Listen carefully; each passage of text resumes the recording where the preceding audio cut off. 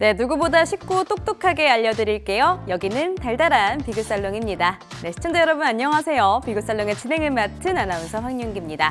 자, 오늘은 비가 추적추적 내리는 한 주의 중반 수요일이 또 지나가고 있습니다. 운치도 굉장히 좋고요. 오늘의 비급살롱도 굉장히 중요한 내용들로 준비가 되어 있다고 하니까요. 끝까지 귀를 쫑긋 열고 집중해 주시기를 바랄게요. 자, 그럼 오늘 돈과 인생의 비급에 대해서 전해주실 세 분의 전문가님들 모셔봤습니다. 첫 번째 비급과 함께 화면 통해서 만나보겠습니다.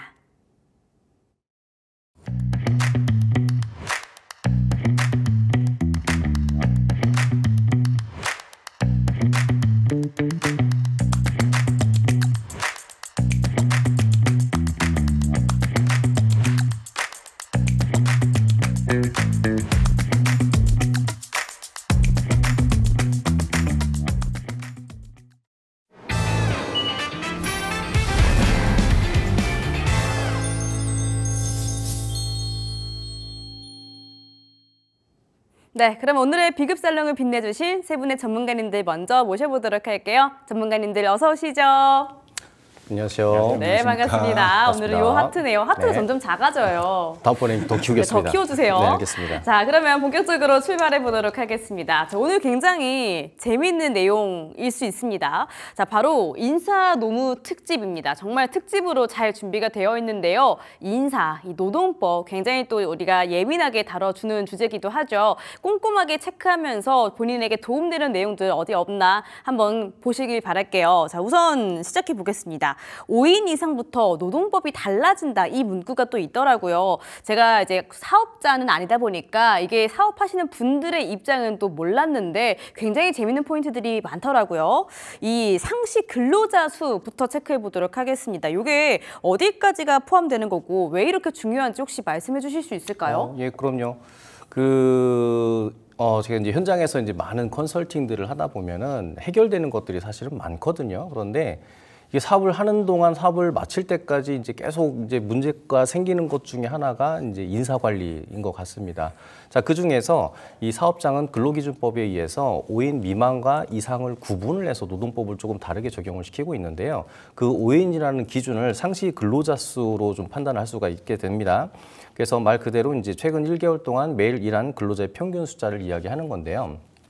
근데 여기서 좀 말씀드리고 싶은 부분은 일부 대표님들 같은 경우는 4대 보험을 가입한 근로자만 근로자로 인식을 하는 경우들이 있기도 합니다. 그러니까는 아르바이트고 그냥 시급제고 그냥 일용직이고 이러한 분들은 상시 근로자 수가 아니구나 싶구나 이렇게 생각하시는 경우들이 있는데요. 실제로는 주 15시간 미만으로 일하는 초단기간 근로자 그리고 일용직 그리고 대표자 가족 등 특수관계인도 상시 근로자 수 안에 포함이 될 수가 있습니다. 그렇기 때문에 4대 보험만 가입한 분들이 아니라 사실은 근로자성 판단 여부에 해당되는 모든 직원들이 근로자로 포함된다라고 보시면 됩니다. 제가 방금 말씀드린 근로자성 판단 여부는 여러 가지의 케이스가 있겠지만 대표적으로 출퇴근 시간이 정해져 있는가, 급여가 정해져 있는가, 그리고 사용자의 업무 지시, 그러니까 대표자가 그 근로자한테 어떤 업무 지시를 하는가, 그리고 또 이제 고정급이 정해져 있는가, 급여 날짜도 정해져 있는가, 이런 여러 가지 조건들을 판단을 했을 때 이 근로자로 판단이 되면은 이 4대 보험과 무관하게 또는 근로 조건과 무관하게 근로자로 본다라는 것이죠. 자, 그랬을 때 우리 사업장이 몇 명인지 한번 생각을 해보시고 다음 표를 보시면서 좀 말씀 좀 드려볼 것 같아요. 자, 일단 근로자의 이제 정의부터 이제 대표님들께서 아셔야 되는데 되게 중요한 이야기이기 때문에 잘 보시기 바랍니다. 자, 근로기준 법령을 조금 해석을 해드리면은요, 근로자란 자 되게 중요한 얘기입니다. 직업의 종류와 관계없이 임금을 목적으로 사업이나 사업장에 근로를 제공하는 사람을 이야기합니다. 그러니까 쉽게 말해서 임금을 목적으로 내 노동력을 제공을 하는 그런 사람들을 모두 통칭해서 근로자라고 얘기를 한다라는 거죠.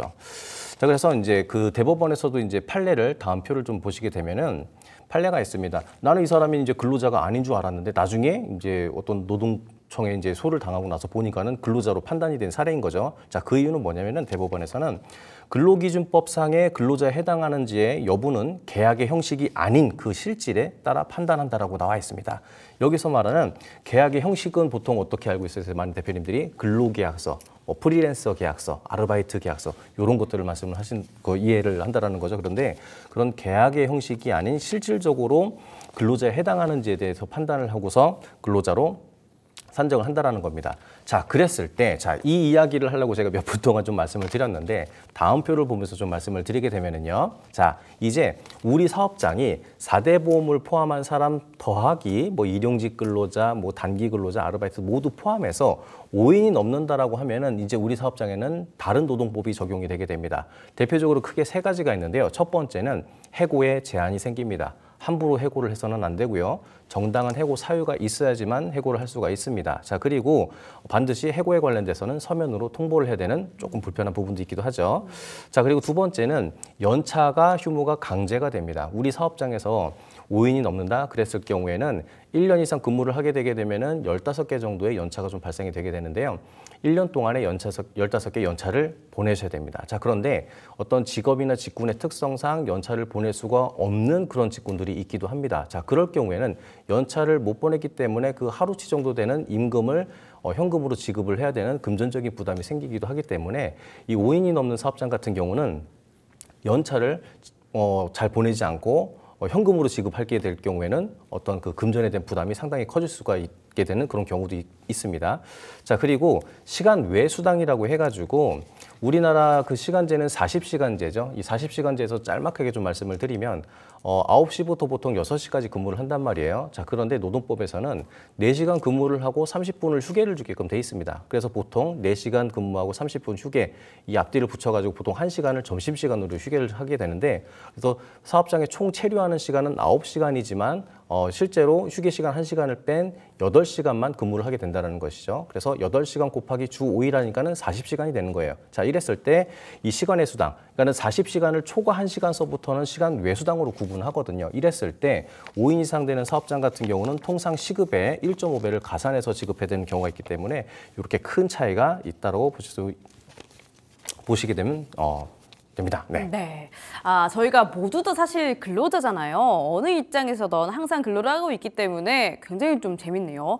이게 해고할 때 반드시 서면 통보가 필요하다라고 합니다. 그리고 연차, 유급, 휴무까지도 저희가 알고 있는 내용이기는 한데 하나하나 좀 숙지를 해보면 좋겠죠. 자, 근데 들으면서 요거 궁금하더라고요. 5인 이상이라고 제가 아까 처음부터 강조를 했는데 5인 이하면 이런 내용들이 적용이 안 되는 부분일까요? 네, 맞습니다. 5인 미만 사업장에서는 이런 해고에 제한에 대한 규정이 따로 마련되어 있지가 않습니다. 그렇기 때문에 부당해고가 성립이 안 될 것이고요. 다만 해고를 하고자 싶을 때는 해고 예고를 30일 전에 서면 통보를 해야 되는 건 5인 이상 사업장과 동일하다고 말씀드리겠습니다. 그리고 우리가 연차 관련된 부분도 5인 미만 사업장은 해당 사항의 강제 규정이 아니고요. 또 우리가 시간에 근로를 했거나 연장 근로를 했을 때, 또 공휴일 근로를 했을 때, 또 야간 근로를 했을 때 법적으로는 추가 수당을 지급을 하게끔 되어 있는데요. 5인 미만 사업장에서는 이 또한도 의무가 아님을 말씀을 드리겠습니다. 다만 많은 대표님들께서 우리 사업장에는 4대 보험 가입자가 4명밖에 없다, 내지는 5인 미만이다 생각을 하셔가지고 우리는 5인 미만 사업장이다라고 생각을 하시게 되는데요. 사실 그렇지가 않습니다. 앞에 이소 전문가님께서 말씀하셨던 것처럼 4대 보험을 개인 문제로 가입을 못 하시거나 내지는 15시간 미만의 초단 근로시간자나 주말에 알바하시는 분들, 또 대표자의 직계 가족들은 보통 상시 근로자에 포함이 안 된다고 생각들을 하시는데요. 전혀 그렇지 않기 때문에 이 부분은 꼭 유념하셨으면 좋겠습니다. 실제 근로자가 5명 이상이냐 아니냐 요 부분도 굉장히 중요하게 체크를 해 주셔야 될 것 같아요. 그래야 불이익이 없습니다.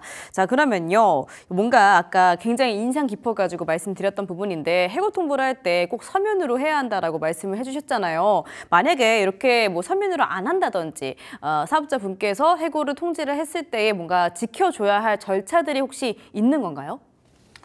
네, 아주 중요한 부분입니다. 5인 미만 사업장의 경우 해고 시 정당한 사유를 반드시 입증해야 하는 법적 의무는 없습니다. 하지만 그렇다고 해서 아무 이유 없이 해고할 수 있는 건 아니고요.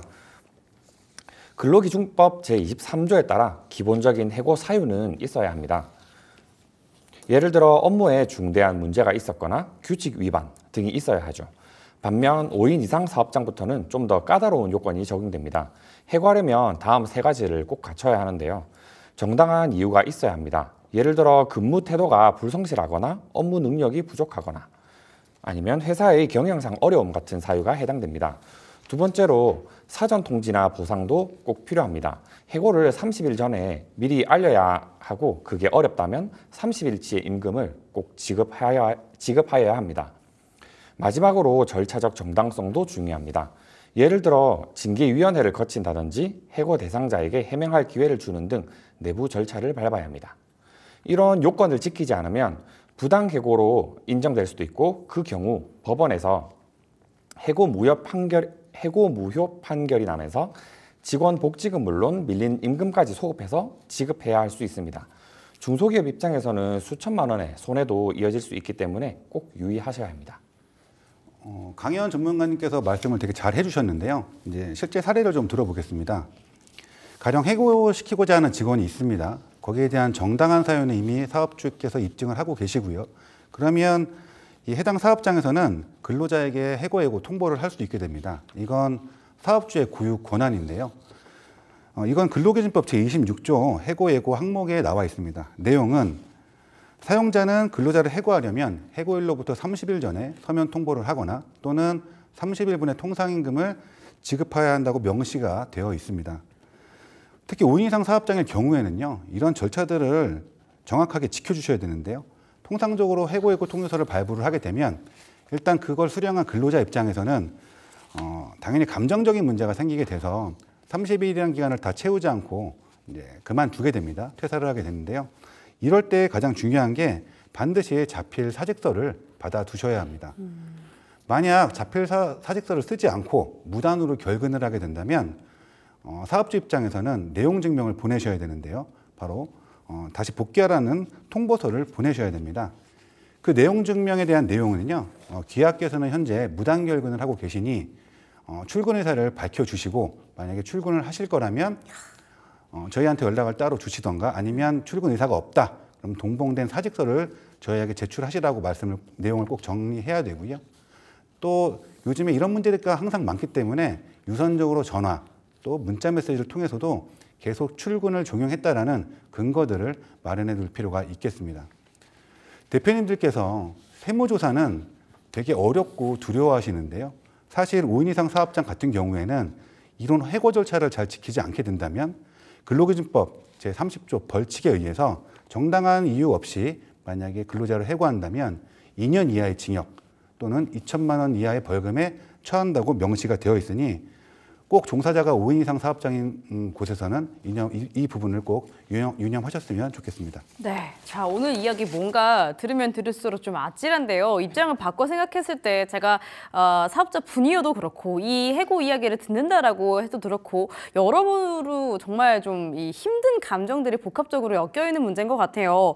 2년 이하의 징역과 2천만 원 이하의 벌금까지 명시가 되어 있습니다. 꼭 한번 좀 알아두셔야 될 것 같고요. 자 그러면요 대표님들께서 실수하는 사례들이 분명히 있을 것 같은데 대표적으로 가장 많이 실수하는 분야가 어떤 걸까요? 뭐 여러 분야가 있겠는데요. 이제 대표적으로 아까 이제 5인을 기준으로 했을 때 5인 이상이냐 미만이냐 이런 기준들이 있잖아요. 그런데 대표님들이 5인 이상인지 미만인지를 인지를 못하는 상태에서 이제 실수하는 케이스를 갖다가 사례를 하나를 들어서 말씀을 좀 드려보겠습니다. 이해를 돕기 위한 예시이기 때문에 고지고대로 들으시면 안 됩니다. 이해를 돕기 위한 예시입니다. 예시인 거죠? 그럼요, 예시입니다. 네. 사실을 기반으로 한 예시입니다. 네. 어허, 네. 네. 편의점이 있어요. 아나운서님, 편의점에 가면은 종사자분이 몇 분 근무를 할까요? 한 분에서 한 두 분 정도 그렇죠. 계시던데요. 뭐 유동인구가 많은 이제 강남이라든지 그렇죠. 이런 곳 같은 경우는 간혹 가다가 2명 정도 근무하시는 분들을 저도 종종 보기는 합니다. 그럼 여기 몇 인 사업장인 것 같으세요? 그 시간 타임 말고 다른 시간까지 합치면은 네. 아르바이트를 하시는 분들이 많다라고 생각했을 때 5인이 넘어갈 수 있을 것 같은데요. 맞습니다. 네. 그러니까는 오전에 근로하시는 분, 그리고 오후에만 또 근로하시는 분, 야간. 그리고 또 그쵸, 뭐 네. 저녁 때 야간, 그리고 또 주중에만 근무하시는 알바분들도 계시고 주말에만 주말도 또 있고, 그쵸. 맞습니다. 네. 이렇게 되면은 간혹 가다가 어떤 특정 그 편의점 같은 경우에는 5인이 넘어가게 되는 그런 사례가 있단 말이죠. 자, 그래서 예시를 또 하나 사례를 좀 말씀을 드리면은 그 편의점에서는 이제 식품을 취급을 주로 많이 하잖아요. 그랬을 때 특정 유통기한이 지나게 되면은 폐기를 하게 됩니다. 자, 그럼 말 그대로 그 제품은 폐기를 해야 하는 게 맞지만 간혹 가다가 아르바이트 분이 먹어도 괜찮은 것들은 먹으라고 한다고 그렇죠. 하더라고요. 네, 맞습니다. 네. 그래서 본인 입으로 폐기를 하는 경우도 있습니다. 네. 장으로. 그렇죠? 먹어도 된단 말이죠. 자, 그런데 실수로 폐기해야 되지 말아야 될 그 상품을 이렇게 먹게 된 거예요. 근데 우연하게 또 마침 그때 점주가 나타나서 딱 그 장면을 또 목격을 하게 됩니다. 야, 너 그거 폐기되는 상품 아닌 것 같은데 너 그거 왜 먹어? 그렇죠? 그러면 그 아르바이트생이 이 단팥 크림빵을 먹다가 아찔하고서 잘못했다고 합니다. 그리고서는 이제 편의점주가 이제 이렇게 얘기를 하는 거죠. 안 되겠어. 너 이제 내일부터 안 나왔으면 좋겠어. 아, 이렇게 얘기를 하게 됩니다. 야박하네요. 야박하죠. 네. 근데 이제 먹다가 이제 야단 맞은 거잖아요. 먹으면서 그럼 그 서러움이 어떻게 되는지 아십니까? 서러움이 더 커집니다. 아르바이트생은 그렇게 이제 혼나고 나서 바로 집으로 들어오게 됩니다. 그리고 나서 그 아르바이트생이 다음날 출근을 하는데 어디로 출근을 할 것 같습니까? 잘린 거 아닌가요? 잘렸죠. 네. 근데 출근을 합니다. 아, 해요. 그럼 편의점으로 가야겠죠. 아니, 편의점으로 가는 게 아니라 고용노동부로 출근을 합니다. 그 출근 맞나요? 출근이 아니지 않을까요? 아무튼 고용노동부로 네, 가신다. 맞습니다. 네. 고용노동부로 가서 이제 부당해고에 관련된 구제 신청을 또 하게 되는 겁니다. 그래서 이제 부당해고가 당했습니다. 그 근거로는 제 집에 여기 입술에 묻어 있는 크림빵이 근거입니다. CCTV 보십시오. 이렇게 하면서 노동부 사건이 이제 진정이 될 수도 있습니다. 자, 그래서 제가 좀 가볍게 예시를 들어서 좀 말씀을 드린 부분인데요. 이 부분은 실제로 관계 법령 및 법적 해설을 갖다가 조금 해봐드리겠습니다. 크림빵 참 먹기 좋아 보이네요. 자, 일단 다시 처음으로 돌아갑니다. 근로자란 임금을 목적으로 사업장에 근로를 제공하는 자를 이야기하는 거예요. 그렇기 때문에 이 4대 보험 가입 여부와 무관하게 시급제로 일하는 알바생도 근로자라고 본다라는 것이죠. 자, 그 두 번째 이제 페이지를 보시게 되면은 근로기준법 제11조 적용 범위를 보게 되시면은 상시 5인 이상을 사용하는 사업장에 대해서 전면 적용하게 되는 거죠. 그리고 이제 상시 5인 이상의 판단 기준은 대표자를 제외한 실제 근무 인원을 기준으로 합니다. 그랬을 때 아까 아나운서님께서도 잘 말씀해 주신 주간, 야간, 심야, 주말 근무자까지도 포함이 된다는 거죠. 그리고 고용 형태와는 무관합니다. 그래서 편의점처럼 교대제로 근무자가 분산이 돼 있다 하더라도 총 인원이 5인 이상이면 근로기준법에 전면 적용이 된다는 것이죠. 그랬을 때 제가 5인이 넘어가게 되면 적용되는 것 중에 하나가 뭐가 있었죠? 해고의 제한이라는 게 있었습니다. 자, 그래서 다음에 페이지를 보시게 되면 자, 부당해고 가능성이 높다라고 판단되는 것이죠. 요것은 제 개인적인 의견일 뿐 전문가의 의견은 또 다를 수가 있으니 그 부분 좀 참고 바랍니다. 부당해고의 가능성이 조금 높을 수도 있는데요. 사례로 본 부당해고 판단 여부입니다. 자, 크림빵 하나 잘못 먹었다고 내일부터 나오지 마라고 하는 것은 이것은 정당한 해고 사유로 볼 수는 없고 감정적인 해고로 볼 수가 있습니다. 그래서 그렇죠. 부당해고 소지가 조금 커 보이기도 합니다. 자, 그러면 세 가지 기준을 들어서 이거를 다시 한번 바라볼 수가 있는데 이제 그 해고의 사유가 존재하느냐라는 것이죠. 해당 근로자 행위가 중대한 위반인가? 라는 부분들, 그리고 또 이제 소명의 기회가 제공이 됐느냐, 이 부분도 되게 중요할 것이고요. 그리고 해고하는 절차적인 정당성이 부여가 됐느냐, 이렇게 좀 판단이 될 것인 거죠. 자, 그래서 이 본 케이스 같은 경우는 여러 가지로 이제 정황 사항들을 판단을 했을 때 부당해고로 될 가능성이 상당히 높아 보인다라는 좀 의견이고요. 자, 그리고 본 사례가 편의점만의 특정이 아닌 것이고요. 우리 주변에 쉽게 볼 수 있는 식당, 미용실, 병의원, 마트 등 모든 업종에 해당하는 것이기 때문에 사업하시는 대표님들께서는 오늘 방송 끝까지 주의 깊게 보시면 좋을 것 같습니다. 네, 좋습니다. 우리 또 전문가님께서 너무나 재밌게 이야기를 해서 재밌게 듣기는 했지만 사실 재밌는 이야기가 아니잖아요. 맞습니다. 이게 굉장히 좀 슬프고도 좀 아찔한 이야기인데 사업하시는 분들 꼭 기억을 해두셔야 될 것 같아요. 그러한 권한이 있다고 해서 부당해고를 남발을 했을 때 불이익이 또 크게 다가올 수 있다는 점 저희가 또 기억을 해보도록 하고요.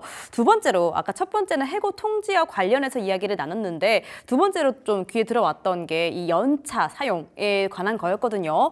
연차 휴가도 이것도 좀 예민한 부분이잖아요. 이 회사 측에서 휴가를 소진을 하게끔 계속 이제 권장을 하기도 하고 이 부분도 우리가 기억을 좀 해둬야 될 것 같습니다. 요거 어떻게 관리하고 어떤 점들을 좀 챙기는 게 좋을까요? 연차 같은 경우는 이제 1년 이상 근무한 근로자들한테는 한 15개 정도의 연차가 발생이 되는데요. 사업주 입장에서는 두 가지의 좀 리스크로 좀 받아들일 수가 있습니다. 연차를 보내게 되면은 근로에 대한 공백이 생길 수가 있고요. 근로의 공백을 메꾸기 위해서 계속 근무를 시키게 되면은 연차를 수당으로 지급해야 되는 금전적인 부담이 좀 생길 수가 있기 때문에 대표님들께서 연차에 대한 많은 스트레스가 있으시기도 합니다. 자, 그런데 이제 5인 미만 사업장 같은 경우는 연차의 적용이 제외되기 때문에 다만 또 뭐 연차에 대해서 좀 자유롭지만 그래도 근로복지라든지 어떤 그 고용에 관련된 근로에 대한 어떤 뭐 복지를 위해서 가급적이면 연차를 좀 4인, 5인 미만이더라도 좀 보내드리라고는 하지만 특히 이제 5인이 넘어가게 되면은 이제 강제가 되기 때문에 이 부분 참 주의를 하셔야 될 것 같습니다. 자, 그래서 이 근로 환경상 그 연차를 보내지 못하게 되는 케이스들이 있거든요. 이랬을 때 사업주분들도 어떻게 대응할 수 있는지에 대해서도 좀 준비를 좀 하실 필요가 좀 있는데요. 이 근로자 같은 경우는 이제 연차를 줘야 되는데 사업자 특성상 어떤 뭐 예를 들면 2교대든 3교대든 이렇게 내가 사업장에서 어떤 파트가 빠지게 되면 어떤 생산에 차질이 생기기 때문에 내가 마음대로 연차를 못 쓸 수 있는 경우도 있을 수가 있고요. 특히 이제 요식업 같은 경우에는 주방장이 어떤 그 식당 쉬는 날만 쉬어야 되는데 그 앞뒤로 연차를 쓴다고 하게 되면은 가게를 못 열게 되는 그런 상황들이 있습니다. 이렇듯이 직군 특성상 연차를 못 보내게 되는 경우가 있는데요. 자, 이럴 경우에는 연차 유급휴가 대체 합의를 통해서 근로자가 받아가야 될 연차를 유급휴가로 대체하는 합의서를 작성을 할 수가 있습니다. 자, 이것을 갖다가 좀 설명을 좀 해드리면 정의는 사용자가 그러니까는 사업주죠. 사업주가 근로자와 사전 합의를 하는 게 우선입니다. 그래서 정해진 법정 연차 유급 휴가를 다른 근로일로 대체하여 부여하는 제도입니다. 쉽게 말씀드려서 예를 들어 연차를 가야 될 게 있으면은 이번 연도 여름에 가야 될 여름 휴가 3일, 뭐 추석 명절 3일, 구정 신정 명절 5일 이런 식으로 해서 연차를 가야 될 것들을 이렇게 그 유급 휴가일로 대체를 해서 연차를 대체하자. 이런 이제 합의에 과 관련된 내용인 거죠. 법적 근거로는 근로기준법 제 62조와 관련된 내용이고요. 합의 요건은 근로자와의 개별 합의가 반드시 필요합니다. 그리고 서면 또는 명확한 의사표시로 가능하고요. 일반적인 변경은 무효가 되기 때문에 이 부분 유의하셔야 될 것 같습니다. 자, 주요 요건 같은 경우는 대체일은 원래 휴가일보다 불리하지 않아야 될 거고요. 대체일 역시 유급휴가로 인정을 해야 될 것입니다. 자, 주의사항으로는 단체 협약이나 취입 규칙으로 일괄 지정은 되지 않기 때문에 반드시 개별 동의를 받으셔야 될 것 같습니다. 자, 그리고 이렇게 연차 유급휴가 대체가 만약에 안 된다라고 하게 되면은 사업주 입장에서는 빨리 연차를 쓰라고 할 수밖에 없습니다. 그럼에도 불구하고 근로자가 연차를 안 가는 경우도 있거든요. 자, 이랬을 경우에는 휴가 사용 촉진 제도라는 게 있습니다. 다음 페이지를 보시게 되면 정의는 사용자가, 그러니까는 업주가, 대표자가 근로기준법 제61조에 따라서 연차 유급휴가의 사용을 권고했음에도 불구하고 근로자가 사용하지 않아 휴가가 소멸된 경우입니다. 그러면 이럴 경우에는 휴가를 못 보냈기 때문에 미사용 연차에 대해서 임금으로 지급을 해야 되는 거거든요. 자, 그런데 휴가 사용 촉진 제도를 사용을 하게 되면은 미사용 연차에 대해서 그 미사용 수당 지급의 의무가 면제되는 특징이 있기도 합니다. 적용 대상은요, 계속근로 1년 이상의 근로자에 해당하는 것이고요. 계속근로 1년 미만 근로자가 입사일로부터 발생한 월차 이후에 해당이 되게 됩니다. 자, 여기서부터 이제 중요하게 되는데요. 촉진 절차는 일단은 첫 번째로 휴가 소멸 6개월 전입니다. 반드시 6개월 전에 10일 이내에 서면으로 미사용 일수 및 사용 요청을 하게 됩니다. 자, 6개월 이내에 서면으로 너 지금 연차를 한 5번 못 갔기 때문에 빨리 요거 사용해야 돼. 연차 일단 잡아가지고 빨리 휴가를 가. 이렇게 얘기를 해야 됩니다. 자, 근데 그럼에도 불구하고 쓰질 않았을 경우에는 2차 촉진을 할 수가 있습니다. 1차 이후 10일 이내에 통보가 없을 시 소멸 2개월 전까지 시기를 지정해서 서면 통보를 하시면 됩니다. 그리고 서면 통보의 원칙은요, 개별 근로자 대상으로 하고 가급적이면 서면으로 하시는 게 좋습니다. 그리고 효력 요건은 1단계, 2단계 모두 진행했을 경우에 효력이 있다는 거 주의해 주시고요. 그리고 개별 통보 반드시 해야 된다는 것, 그리고 법정 기간 내 시행을 했을 경우에만 효과가 인정되라는 것입니다. 그리고 미이행 시 책임은 절차를 지키지 않게 되면은 미사용 수당에 대해서 지급 의무가 발생하니 대표님들 이 부분들 잘 활용하시면 좋을 것 같습니다. 휴가 사용 촉진 제도까지 있는지는 진짜 몰랐습니다. 그러니까 정리를 해보자면 5인 이상이면 연차를 무조건 줘야 하는 거고요. 이 사용 촉진 절차, 사용 동료 기록에 좀 남아 있어야 된다. 문자는 안 되더라고요. 이런 부분들은 안 된다. 꼭 기억해 보시길 바랄게요. 자, 그러면 시간 외 근무 수당 이것도 있잖아요. 이것도 좀 예민한 부분인데 이 시간 외니까 이 외가 언제부터냐 이런 것도 좀 헷갈리실 수 있을 것 같아요. 어떤 조건에서 지급을 해야 하는 것인지 이번에는 강현 전문가님께 한번 여쭤볼까요? 전문가님 어떠십니까? 네, 초과 근로수당도 사업장 규모에 따라 달라지게 되는데요. 먼저 5인 이상 사업장의 경우 하루 8시간, 주 40시간을 초과해 근무하면 통상 임금의 1.5배를 초과 근로수당으로 지급해야 하는 법적 의무가 있습니다. 표를 참고하시면 예를 들어 월급이 300만 원인 근로자가 하루 2시간씩 추가로 근무했다고 가정해 보겠습니다. 이 근로자의 통상 임금을 시급으로 계산한다면 13,636원이 되고요. 시간의 수당은 그 1.5배인 24,454원이 됩니다. 즉 하루 2시간 추가 근무 시에 49,908원을 더 받아야 하고 이걸 월 20일 기준으로 계산하면 총 81만 원 이상이 추가로 지급돼야 합니다. 생각보다 적지 않은 금액이죠. 반면에 5인 미만 사업장은 이런 법적 의무는 없습니다. 그러나 회사 내규나 근로계약서에 초과 근무 수당 지급을 명시하였다면 그 내용에 따라 수당을 지급할 책임이 생깁니다. 아, 이렇게 또 시간의 근무 수당까지 들어봤는데요. 저는 쭉 듣다 보니까 이런 생각이 들어요. 물론 이제 근로자분들의 이러한 권리를 지켜야 하는 것도 중요하지만 사업하시는 분들께서 배워야 할 부분들이 너무나 많다라는 생각이 듭니다. 그래서 고민들이 되게 많을 것 같은데 전문가님, 현실적으로 어떠한 일들이 되게 많이 나올 것 같아요. 현실적인 인사 노무에 대한 대응 전략들이 혹시 있다면 꿀팁들이 있을까요? 사실 대응 전략이라고 한다면은요, 일단 5인 이상 사업장에서는 각종 요구하는 서류들을 제대로 잘 준비를 해놓으시면 됩니다. 그러니까 첫 번째로 근로계약서가 가장 중요한데요.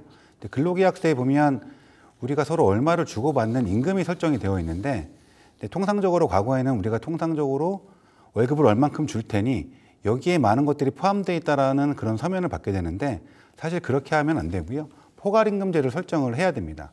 그러니까 예를 들어서 400만 원 정도를 월급을 받기로 하고 또 하루에 9시간씩 주 6일을 근무한다 가정을 한다면 여기에 하루에 8시간에 주 5일에 해당하는 40시간에 대한 건 기본급으로 설정이 될 거고요. 또 8시간 이후에 1시간 더 일한 건 연장수당으로 또 따로 빼놔야 될 거고 6일차에 일한 건 또 6일차 수당으로 따로 빼놔야 되는데 이것들을 400만 원을 역산을 하는 이 값이 각자 합한값과 다 맞아 떨어져야 됩니다. 이런 포괄임금제 설계가 가장 중요하다고 말씀을 좀 드리겠고요. 두 번째로 취업규칙입니다. 취업규칙에는 근로계약서의 이 세계관 확장이라고 보시면 되는데요. 거기에 다 넣을 수 없는 내용들, 가령 공휴일이나 연차, 그 다음에 각종 휴게나 어떤 그 모든 사항들을 다 적게끔 되어 있고 이런 것들을 다 노동부에 신고를 하게끔 되어 있습니다. 그리고 임금 명세서도 다 세분화해서 적어주어야 되고요. 아까 말씀드린 연차, 공휴일에 관련된 서류들 이런 것도 다 빠짐없이 준비해야 되고 또 회사 내규에서 정해진 사안들이 있는데 이것이 근로기준법에 위반이 되지 않는 한 선에서는 근로자하고 합의서를 꼭 만들어 두실 필요가 있습니다. 왜냐하면 이런 것들이 결국에는 노사 간의 분쟁이 생겼을 때 서로의 합의된 약속이라는 것들을 나중에 증빙을 할 수 있는 좋은 자료가 되기 때문입니다. 최근 들어서 아까 제가 초반에 몰라서 당한다는 말씀을 드렸는데요.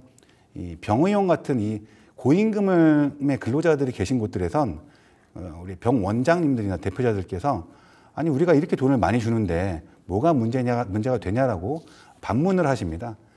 근데 이제 고임금을 주는 게 문제가 아니고요. 그 고임금을 어떻게 포괄임금으로 세분하게 구성을 했고 거기에 맞는 통상시급을 제대로 된 연차수당, 공휴일수당, 각종 수당을 지급했는지가 문제가 되기 때문에 이런 부분들은 꼭 한번 전문가들의 도움을 받으셔서 잘 준비를 하셨으면 좋겠습니다. 그렇습니다. 내가 많은 임금을 준다고 해서 다 되는 것이 아니고 지켜야 할 부분들이 굉장히 많다고 말씀해 주셨네요. 근데 지금까지 배웠던 내용들이 워낙 좀 방대해서 정리해 볼 필요가 있을 것 같아요. 이서우 전문가님, 지금까지 배웠던 부분들 중에서 이것만큼은 기억을 해야 한다라는 체크리스트 같은 것들 있을까요? 네, 준비했습니다. 맞습니다. 역시. 네. 상시 근로자 수는 평균 인원 기준 5인이면 법이 달라진다라고 말씀을 드렸고, 그리고 상시 근로자 수는 4대 보험만 가입한 분 포함해서 실제로 근로자처럼 일하는 분들까지 다 포함한다라고 말씀을 드렸습니다. 자, 이때 5인이 넘어가게 되면은 해고의 제한, 연차의 강제, 그리고 수당 1.5배 가산이 되는 특징이 좀 있기도 합니다. 그리고 문서 기록이 가장 강력한 보호 수단이라고 하고서 보존 기간 3년이라고 나와 있는데요. 이건 무슨 의미냐면 보통 노동 분쟁 같은 경우에는 근로자가 회사에 근무하고 있을 때보다 퇴사 이후에 발생되는 확률들이 상당히 높습니다.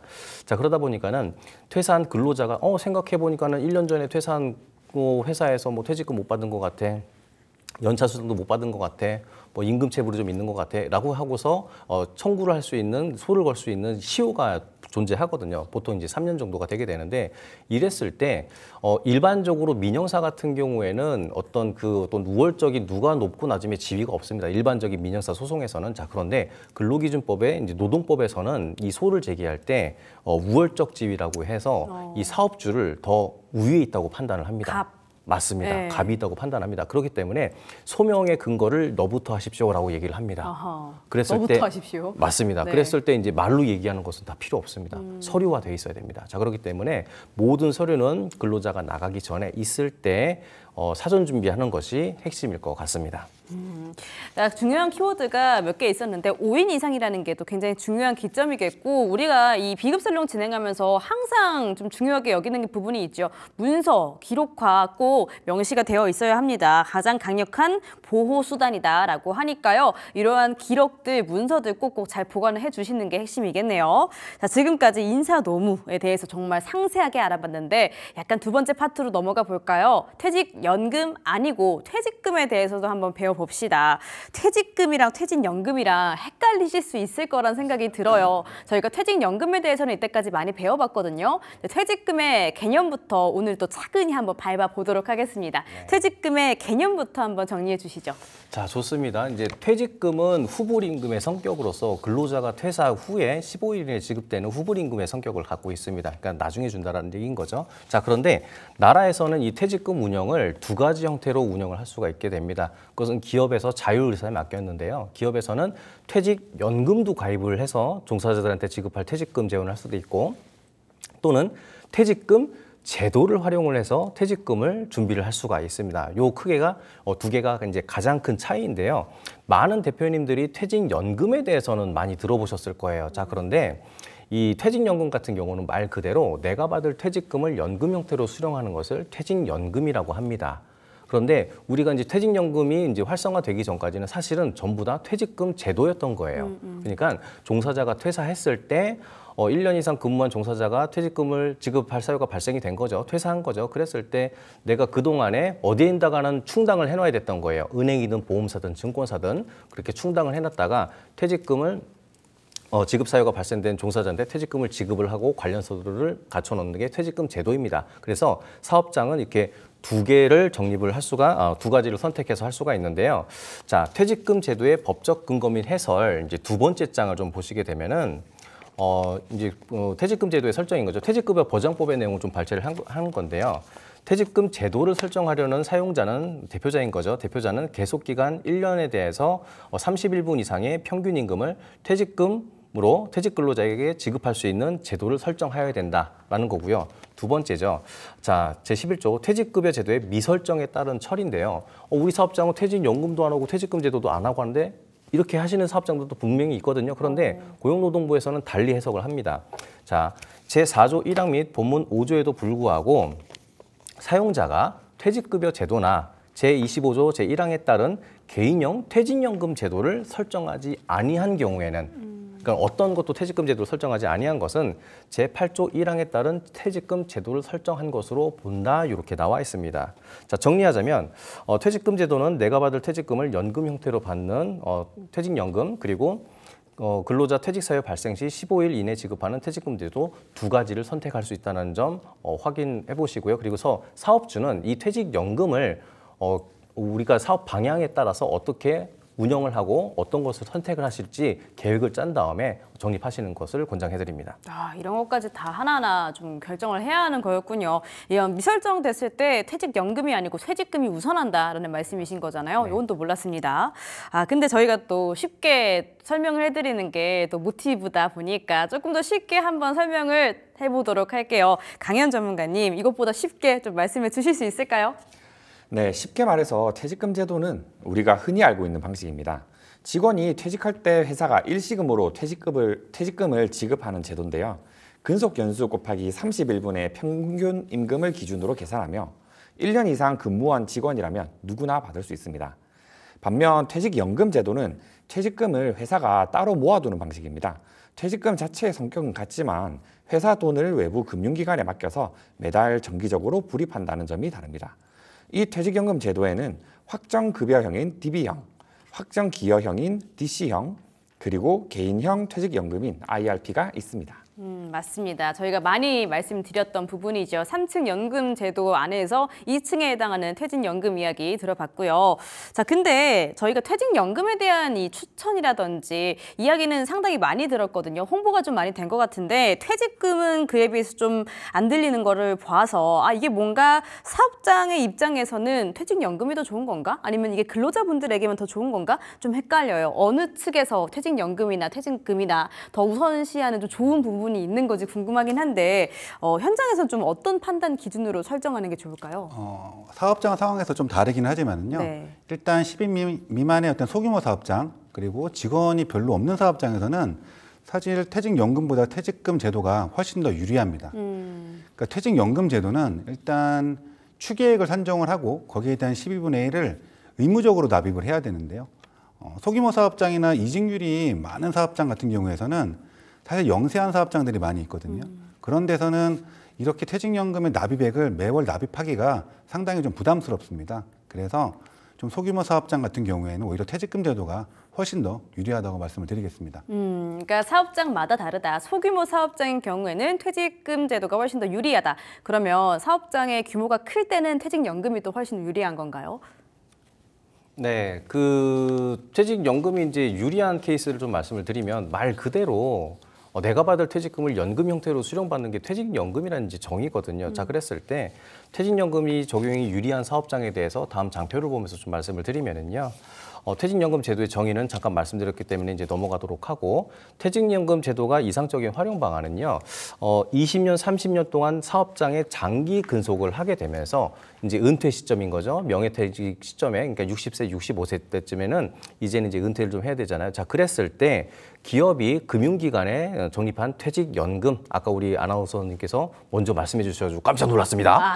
네. 배웠습니다. 네, 금융기관에 적립한 퇴직연금 그리고 두 번째 내가 이제 근로를 하면서 급여를 받고 4대 보험료를 갖다가 이제 납부를 하게 되잖아요. 그 중에 납부한 국민연금 그리고 이것과 다르게 내 개인적으로 사적으로 연금을 하나를 가입해뒀으면은 이제 60세, 65세 때 연금을 수령받는 시점 이렇게 세 개의 연금을 수령을 받고서 노후를 준비를 한다라고 하면은 굉장히 좀 괜찮겠죠. 자, 그렇다 보니까는 방금 말씀드린 이러한 사업장 같은 경우에는 퇴직연금이 조금 유리하다고 볼 수가 있겠습니다. 그렇습니다. 저희가 퇴직연금 그리고 퇴직금 어떠한 것이 더 유리한가 한번 짚어봤고요. 이제 좀 이해가 되는 것 같습니다. 자, 근데 이 연금 제도를 막상 도입을 할 때 또 뭔가 여러 가지 절차들이 있을 것 같은데 퇴직연금 제도를 처음으로 도입하려는 사업자분이 계신다면 좀 이런 것들은 주의해야 한다라고 조언해 주실 영역들이 있을까요? 네, 퇴직연금은 단순히 도입한다고 되는 게 아니라 사업주가 몇 가지 중요한 절차를 반드시 따라야 합니다. 첫 번째로 퇴직급여 제도를 어떻게 운영할지 결정해야 합니다. 기존처럼 퇴직금을 일시불로 지급할지 아니면 퇴직연금 제도로 전환할지 이것을 선택하여야 합니다. 둘째로 근로자의 동의가 필요한데요. 특히 퇴직연금으로 전환하려면 전 직원의 100% 서면 동의를 꼭 받아야 합니다. 마지막으로 외부 금융기관과의 계약이 꼭 필요한데요. 퇴직연금은 회사가 직접 운용하는 게 아니라 은행이나 보험사 같은 외부 금융기관에 맡기게 되다 보니 그 외부 기관과 꼭 체결을 하는 게 좋습니다. 그중 DC형의 경우엔 근로자가 직접 운용 방향을 선택할 수도 있습니다. 무엇보다 중요한 점은 퇴직연금으로 전환하려는 경우에는 설명 자료를 제공하고 서면 동의가 꼭 필요하며 가입자 교육 등이 모두 법적으로 요구된다는 것입니다. 저희가 DB형, DC형은 잘 알고 있죠. 저도 DC형으로 변환한 다음에 직접 운영하는 재미에 좀 빠져들기는 했는데 이게 또 사업자분의 입장에서 봤을 때는 이렇게 또 이루어지는군요. 너무 재밌습니다. 자, 근데 그러면요. 이렇게도 여쭤볼 수 있을 것 같아요. 퇴직금 제도, 퇴직연금 제도 두 가지가 있는데 동시에 병행은 안 되는 건가요? 사실상 불가능하지는 않습니다. 그런데 어떤 근로자는 퇴직금 제도를 설정하고 있고 또 어떤 근로자는 퇴직연금 제도를 설정하고 있으면 이 근로자 사이에서도 일단 혼선이 많이 있을 수가 있고요. 헷갈리는군요. 그렇죠. 뭔가, 예. 그리고 또 세금적인 처리의 문제도 있을 것이고요. 그렇기 때문에 저희는 보통 한 제도만 설정을 하고 말씀을 드립니다. 근데 더 중요한 것은 퇴직금을 어떻게 적립하는지가 중요한 것보다는 퇴직금을 잘 지급하고 있는 증빙 자료가 더 중요합니다. 많은 점검에선 그런 부분을 더 강조하고 있기 때문에 퇴직금 설정만큼 지급 시기나 이런 부분들을 꼭 증빙하는 자료를 만들기를 제가 당부해 드리겠습니다. 여기에서도 문서 관리가 중요하다 이런 말씀을 또 들을 수가 있네요. 증빙 자료, 그러니까 우리 회사 상황에 따라서 뭔가 좀 달라질 수 있다 이런 말씀이신 걸까요? 네. 이소 전문가님, 네. 추가적으로 저희가 좀 알아야 될 부분들은 어떤 것들이 있을까요? 이제 앞서 말씀드린 내용이 이제 대표님들께서 좀 반드시 알아야 될 내용이고요. 세부적으로 들어가면 한도 끝도 없기 때문에 이 정도만 인지하셔도 됩니다. 이것도 어려워요. 네. 네, 그래서 이제 뭐 정리를 좀 하자면은 인력 구조가 이제 유동적인 경우인 거죠. 그리고 이제 종사자가 이제 자주 바뀐다라는 얘기인 거죠. 그리고 또 이제 종사자가 10인 전후 사업장 같은 경우에는 이 퇴직금 제도를 설정을 해서 종사자들한테 지급할 수 있는 퇴직 재원을 부담 안 되는 선에서 은행이든 보험사든 증권사든 적립을 했다가 활용할 수 있는 퇴직금 제도가 어떻게 보면 맞을 수가 있는 것 같기도 하고요. 그리고 또 이제 인력 안정과 그리고 또 이제 장기 근속을 통해서 납부하는 퇴직연금이 절세가 필요한 경우에는 퇴직연금이 좀 맞다라고 볼 수가 있겠습니다. 그리고 또 아까 말씀드린 이제 장기 근속 위주와 뭐 이런 것들을 뭐 하시게 된다라고 하면은 이제 뭐 DC형이라든지 DB형들을 통해서 퇴직연금도 하시는 경우도 좋고 또는 경우에 따라서는 일부는 퇴직금 제도로 하시고 일부는 퇴직연금을 하는 경우도 사실은 사업장이 꽤 많기도 합니다. 맞습니다. 이게 좀 이제 저희 고용자의 근로자의 입장보다는 사업자, 사업주, 고용인의 입장에서 지금 이야기 나누고 있습니다. 근데 사실 지금까지는 저희가 알던 내용이거든요. 퇴직금이라든지 퇴직연금이라든지 뭐 연차라든지 저희가 너무 익히 잘 알고 있는 부분인데 이거는 모르겠어요. 사내 근로복지기금 이거는 어떤 이야기일까요? 요새 이제 사내 근로복지기금이 어떤 컨설팅 시장에서는 핫하기도 합니다. 어떻게 보면은 뭐 여러 가지로 이제 좋은 점이 있는데요. 말 그대로 우리 기업에서 이제 근로복지 형태를 위해서 어떤 기금을 설립을 해서 그쪽에서 이제 사내 복지와 관련된 이제 행위를 한다라는 것인데요. 자, 일단은 그 관련 자료를 보시면서 좀 말씀 좀 드려보겠습니다. 사내 근로복지기금 및 공동 근로복지기금 제도라는 것이 있는데요.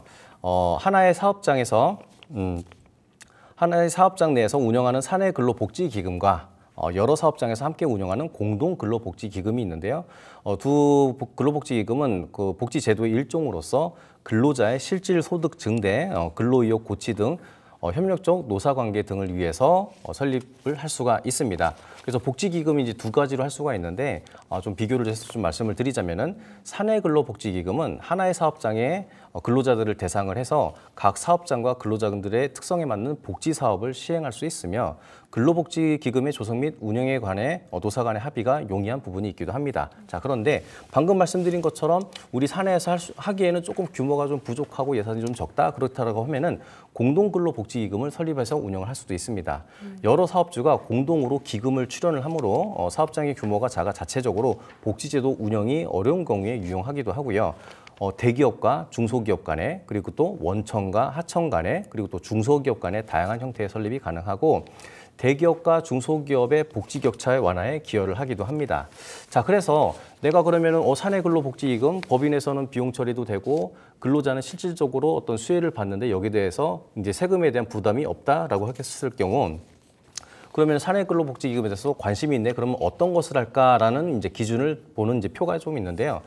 이러한 경우에는 사내 근로복지기금이 맞기도 합니다. 하나의 사업장 내에서 근로자들을 위해서 맞춤 기금을 운영하려는 경우, 그리고 사업 실적이 호전돼서 근로자들에게 복리후생비를 지급하고 싶으나 매년 정기적으로 지급하기가 조금 힘든 경우, 상반기에 큰 실적을 거두어서 근로자들에게 특별 상여금이나 복리비를 지급하고 싶으나 이에 대한 세금 감면을 혜택을 받지 못하는 경우에는 사내 근로복지기금이 맞고요. 공동근로복지기금 같은 경우는 복지제도를 운영을 하고 싶지만 사업장 규모가 너무 작아서 단독으로 운영이 힘든 경우, 영세한 여러 법인들 간의 협력 업체들과 장기간 거래하고 있는 경우, 협력하고 있는 대기업의 경우도 해당이 될 수가 있고요. 동일 지역 또는 동종 산업을 운영하는 중소기업 간에 함께 복지제도를 운영하는 경우, 이럴 경우에는 공동복지기금으로 하시면 될 것 같습니다. 근로복지기금에 대해서 또 배워봤습니다. 이게 굉장히 좋아 보여요. 근로자 입장에서는 복지다라고 하니까 굉장히 좋게 느껴지는데 회사 입장에서는 어떠한 장점이 있을까? 어떠한 장점이 있길래 이 기금들을 운영하려고 할까 하는 질문이 좀 떠오르거든요. 근데 마지막에 세 번째 사내 근로복지기금 3번에 세금 감면 혜택을 못 받는다. 이게 힌트일 것 같아요. 맞습니다. 회사 입장에서 장점이 뭘까요? 회사 입장에서는 기본적으로 출연액 자체를 기부금으로 인정돼서 전액 법인세가 일단 면제가 되게 됩니다. 법인세. 네, 그리고 일정 요건을 만족하게 되면 근로자 복지 비용을 기금으로 운영을 할 수가 있고요. 또 이는 실질적 임금 인상 없이 근로자에게 차등적으로 복지 혜택을 줄 수 있기 때문에 일단 직원들의 일의 어떤 효율성이나 업무 능력의 함양에 더 큰 효과를 볼 수가 있겠습니다. 또 근로자들 같은 경우에는 이게 임금이 아니기 때문에 실질적 임금 인상이 없이도 복지 혜택이 가능합니다. 특히 요즘 병의원 같은 경우에서는요, 전략적인 조건으로 연간 수익의 일정 비율을 기금을 조성을 하고 이 절대적인 대안으로 우리 원장님들께서 문의가 현재 많이 오고 있는 상황입니다. 그러니까 이렇게 들으니까 서로 윈윈할 수 있는 좋은 제도는 맞습니다. 근데 근로복지기금 이게 단순히 그냥 만들었어요, 만들겠어 이렇게 얘기한다고 끝이 아닐 거잖아요. 분명히 절차와 어떠한 과정들이 복잡하게 얽혀 있을 것 같은데 강현 전문가님 어떨까요? 이 기금을 설립하기 위해선 총 5단계의 절차를 밟아야 합니다. 첫 번째 단계로 설립협의라고 하는데요. 노사협의회에서 의결하거나 사업주가 단독으로 결정을 내리는 방식으로 시작이 됩니다. 즉 노사의 의견을 모아 기금 설립을 추진할 수 있습니다. 2단계로 설립준비위원회 구성인데요. 노사 양측이 각각 2명에서 최대 5명 이내로 참여해 총 10명 이내로 위원회를 구성합니다. 이는 준비 단계에서 균형 있는 논의가 이루어지기 위함이고요. 세 번째로 설립준비위원회 개최인데요. 여기서 정관을 만들고 임원을 선임하며 사업계획서 등 핵심 운영 방안을 마련하게 됩니다. 말 그대로 실질적인 기금 운영의 틀을 잡는 단계인데요. 네 번째 단계로서 설립 인가 신청입니다. 준비된 서류를 갖춰 고용노동부에 제출하게 되며 서류가 검토되면 다음 단계로 넘어갑니다. 마지막으로 5단계로 설립 인가증 수령입니다. 고용노동부로부터 인가를 받으면 공식적으로 사내 근로복지기금이 설립되며 이후 복지사업을 본격적으로 진행할 수 있습니다. 또한 기금이 일정 규모 이상으로 커지면 외부 회계감사를 받아야 하고 운영 계획도 보고해야 하는 의무가 생깁니다. 그렇습니다. 내부적으로 설립이 된다면 그 이후에 고용노동부에 제출을 해서 승인을 받으면 되겠습니다. 이게 어떠한 영역의 회사라든지 뭐 병원이라든지 이런 모든 전 영역에 해당이 되는 이야기일까요? 예, 맞습니다. 특히 이제 모든 기업들은 이제 세금에 대해서 어떤 절세 전략에 대해서 많이들 이제 강구를 하고 있는데요. 어떤 그 특정 직군의 이제 특성상 법인으로 전환하기가 조세 감면 이제 세금에 대한 문제 때문에 법인으로 전환하는 케이스들이 굉장히 많은데 어떤 특정 직군 같은 경우는 법인으로 전환하는데 굉장히 요건이 까다롭거나 힘든 직군들이 있기도 합니다. 대표적으로 이제 병의원이 이렇게 해당이 되겠는데요. 병의원 같은 경우는 이렇게 이 사내근로복지기금을 통해서 절세 효과라든지 이런 것들을 동시에 누릴 수 있다 보니까는 많은 원장님들에 대한 문의가 좀 있기도 합니다. 자, 그래서 병의원의 이제 사내근로복지기금에 대해서 좀 말씀을 드리면은요. 근로복지법에 의해서 근로자의 복지를 증진하기 위해서 고용노동부의 인가를 받아서 사내근로복지기금을 설치할 수가 있고요. 병의원, 용행시설, 치과, 한의원 등 동물병원 등 의료기관이 포함되며 일정 규모 이상이 고용이 지속된다면 충분히 설치가 가능합니다. 자, 그래서 사업자가 출연한 자금으로 근로자 전체를 위한 복리사업을 추진하기 위해서 설립하는 법인격 있는 복지기구이기도 하고요. 그리고 다음 표를 보시게 되면은 병의원 내 사내근로복지기금이 필요한 이유에 대해서 조금 이제 표를 좀 보여드리고 있는데요. 일단은 이제 사내복지기금을 근속연수 증가 부분에서 좀 해설을 해드리면은 아무래도 이제 회사에서 어떤 근로복지에 대해서 아무튼 많이 이제 좋아지다 보니까는 장기 근속을 유인해서 복지 포인트 그리고 또 이제 주택자금 지원 그리고 장학금 지원도 가능할 수가 있고요. 그리고 야간 교대 근무하시는 분들한테는 의료직 특성상 교대제 그리고 불규칙 근무로 인한 보상과 복지 필요성이 증가하기 때문에 사내근로복지기금을 통해서 어떤 지원을 할 수가 있습니다. 그리고 조직 결속력 강화 부분에서는요. 동호회를 운영을 할 수가 있고요. 그리고 경조사비, 그리고 장기근속 보상 등 비금전적 복지제도를 강화할 수 있습니다. 그리고 세제 혜택이죠. 사업주의 출연금은 손비로 인정을 합니다. 비영리 법인으로 이제 출연을 하는 거거든요.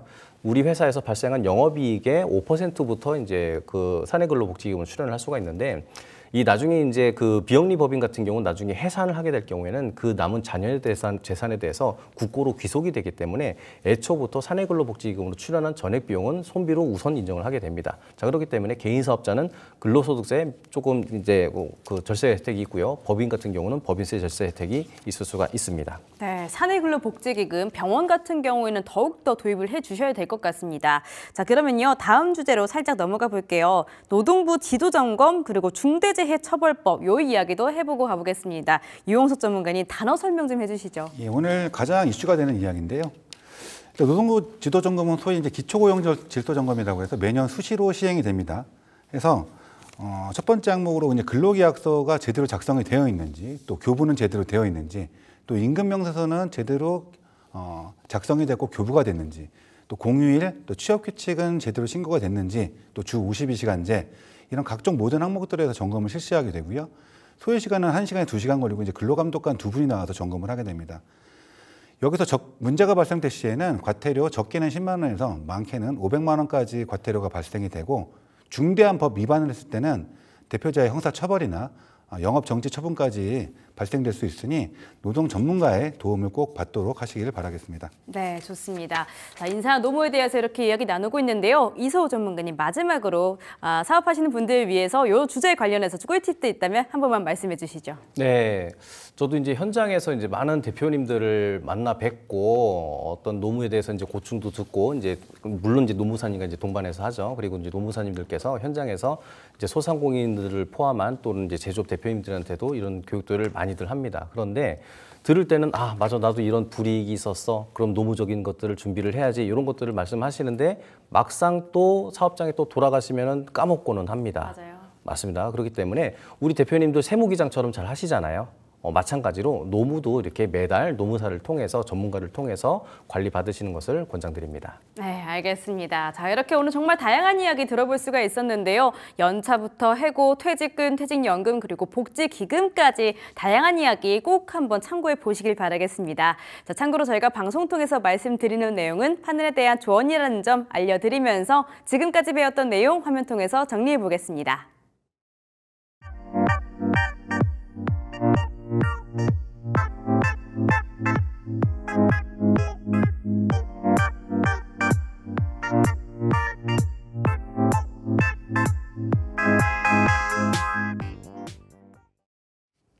네, 이렇게 오늘은 인사 노무에 대해서 배워봤습니다. 오늘도 좋은 말씀 나눠주신 세 분의 전문가님들 말씀 감사했습니다.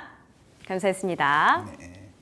반짝반짝. 네, 비교살롱 여기서 마쳐보도록 하겠습니다. 참고로 저희가 방송 통해서 말씀드리는 내용은 투자 판단에 대한 조언이지 모든 상황에 일반화해서 적용할 수 없다라는 점 말씀드리면서 여기서 마쳐보도록 하겠습니다. 그럼 저희는 내일 저녁 6시에 다시 한번 돌아오도록 할게요. 시청해주신 여러분들 고맙습니다.